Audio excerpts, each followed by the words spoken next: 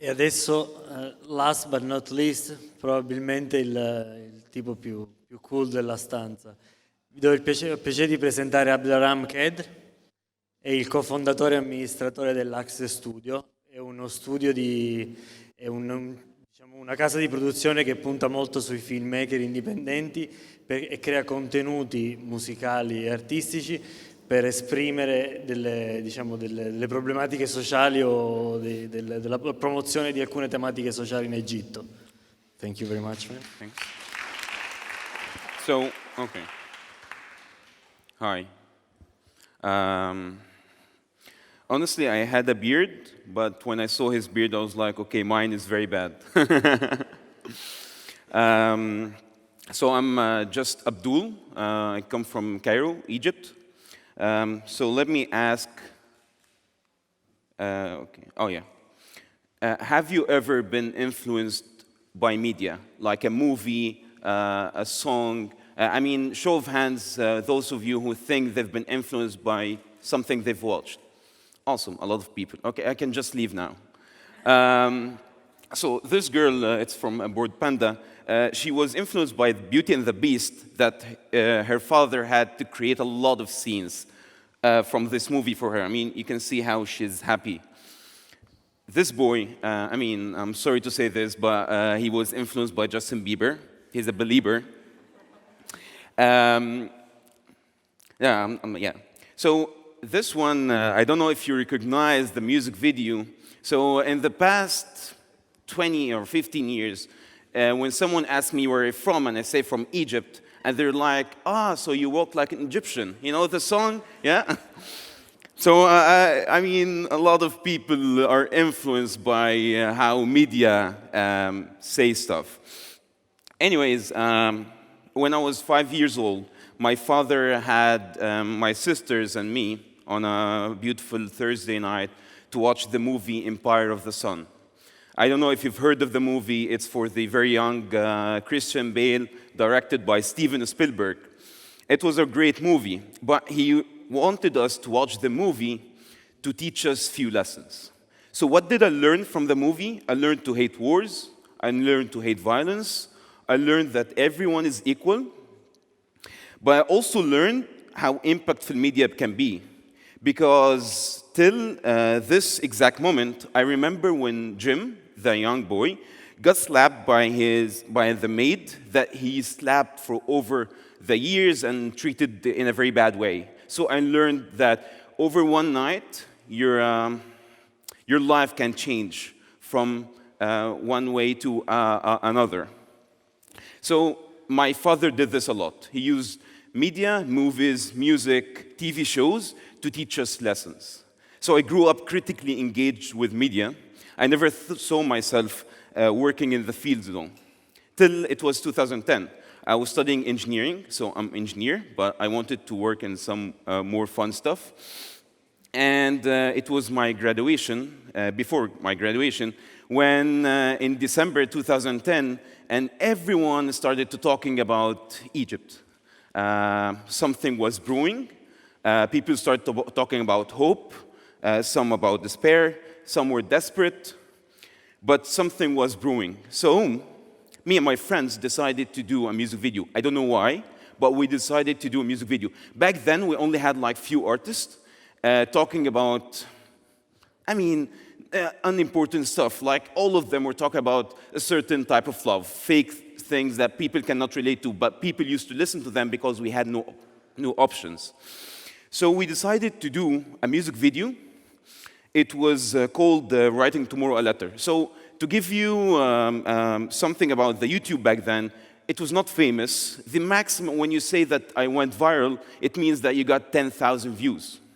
So we did this video. We were not preaching anything. We were talking about how we feel about the future, asking questions. Should we leave? Should we stay in Egypt? Should we work? Should we go to the protests? What should we do? I hope you're not streaming this. So it was released on the 23rd of January 2011, 2 days before the revolution. And so I told you, we thought that, okay, if we got 10,000 views, we're going to go on TV, we're going to be famous, make a lot of money. So overnight, we got 100,000 views, then 110, 120, 140, 150. And people, till this exact moment, tell us how when they saw this song, they came back to Egypt, they had hope for Egypt, it changed their lives. Anyways, the revolution happened, it succeeded. So after it succeeded, we decided to do another video that's talking about the dream. So we had a dream of Egypt 2020. And we were talking about like, okay, so we revolted, we overthrew a dictator, now we're gonna build a future for Egypt. We're gonna picture a future for Egypt. And we're gonna go back to this exact song after I finish the presentation, or one of the slides. So we saw that actually, okay, so we know how to do this. We know how music can impact people. We know how videos can somehow influence people to do something positive. So we decided to work on Axir Studio. So what's Axir Studio?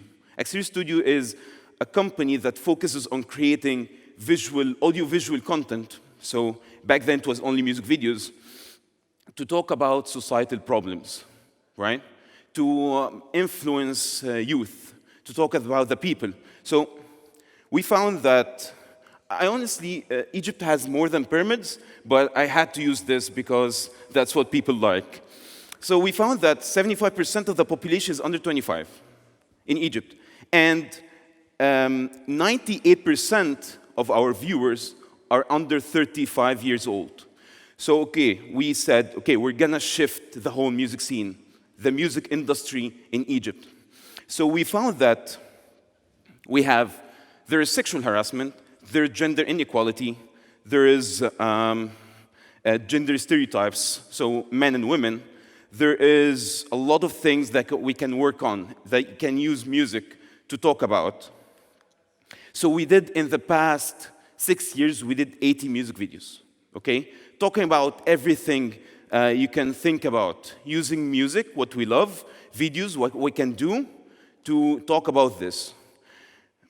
Okay, so we did a video about gender stereotypes. It got 1.5 million views. Sexual harassment, it got 4.5 million views. And gender equality, it got over than 30 million views. This was released a few months ago. This one we're gonna watch at the end. But then we decided not to stop. So how can we do something bigger? So in 2016 and 2017, this year, we decided that it's not only Egypt, right? Because we have global warming. Gender inequality is everywhere. Sexual harassment is everywhere. I mean, there's a video only about the sexual harassment in New York. We didn't do this, but there is a video about this. So we decided that, okay, we're gonna go one step further. We're gonna go to gonna talk about Syria, we're gonna go to Lebanon, we're gonna go to Jordan. So we did 45 music videos where we outsourced the problems of these countries to their local artists, and we empowered them. So we did 45 music videos with local musicians in these countries. So we worked with Palestinian artists, Jordanian, Lebanese, and Syrian artists to talk about what they have. Yet, we knew that this is not enough. It's not only music. We want to go into documentaries, work on movies, work on feature films. We want to say that Egypt is not only pyramids, it's not only that Arabs are not terrorists, that we have something more than this. So this year, we moved a little bit further and we started working on documentaries. We started working on empowering more artists, filmmakers, to tell the story. So people tend to forget the impact of media. So I'm gonna say 3 things. Aside from the emails, messages, comments, tweets, everything we had in the last 5 years of people talking about how our videos affected them, I'm gonna show you 2 pictures and a story. This one, I was checking my Facebook, and I saw this on my timeline. Someone was sharing this. So this, for you who don't understand Arabic, which is all of you, it's a sign 2 girls are carrying in the street with the lyrics of our anti-sexual harassment video. and they're saying no to sexual harassment. I don't know them, so I tried to contact the one who took the photo, and she said, yeah, I just found them in the street in a protest to actually encourage the government to enforce the laws against harassers. This is the first one. Second one, this is a guy, you remember the video I told you that Egypt 2020? So this is a guy who I met only last year. He is one of the famous entrepreneurs in Egypt. He have like an employment website. It's the biggest in Egypt. He's been growing, like doubling his workforce and everything every year. He's gotten a huge investment from the US, from all over the world. He's really big. His company is amazing. So when I met him, I friended him on Facebook just to check his cover photo to see that actually his cover photo is the last scene in our video that we did right after the revolution with the dream of Egypt 2020. That's 2020 in Arabic or Indian numbers. So the last story is I was in Berlin before this. I was working with an incubator for Syrian newcomers, or that's the word for migrants from Syria in Berlin. And I started like talking about social business, how to run a social business. And then I told them, yeah, I started telling the story. I'm the founder of Axir Studio. And the guys was like, we know you, man. We've watched your videos. So these are Syrian people who actually never met an Egyptian before, and they've actually seen our videos. And they said, we love it. We saw this, and we want to do something like this in the future. And this, for me, was like, oh, wow, that's amazing. So going to Syrian entrepreneurs in Berlin, talking to them about Axir, to find that they actually know this. So I was asked when I was preparing the presentation, how can you relate this to Palermo?